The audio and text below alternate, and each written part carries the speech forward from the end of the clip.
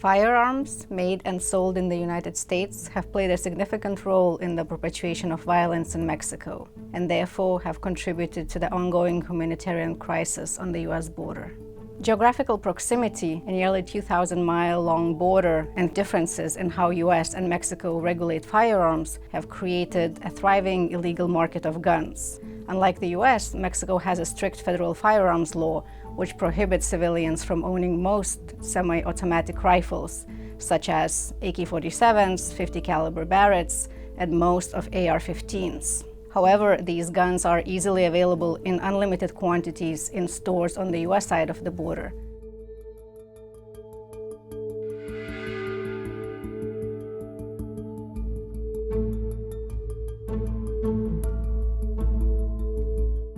According to various estimates, between 200,000 and 500,000 firearms and millions of rounds of ammunition cross the border into Mexico each year. In the past 20 years, the effects of U.S. firearms on Mexican society have been devastating. They were used to enforce protection rackets, to engage in kidnappings and disappearances, to threaten and kill public officials and journalists. Between 2017 and 2021, over 14,000 firearms, or 43% of all guns recovered in crime scenes in Mexico, were sold in Texas, followed by Arizona and California.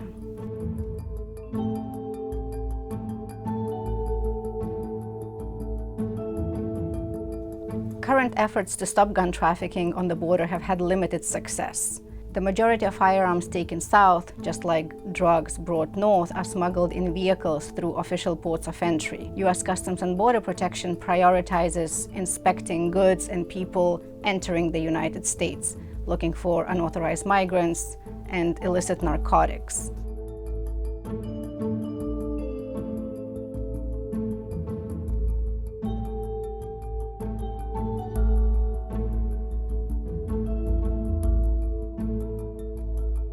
My book, Exit Wounds, based on research that I conducted from 2018 to 2023, provides a deeper look into this vicious circle of violence, highlighting the connections between drug and gun trafficking and the refugee crisis on the border. Any laws that would increase gun safety in the United States, such as biometric thumb scans and requiring background checks during private gun sales, would reduce the number of guns smuggled to Mexico. But that's only the supply side.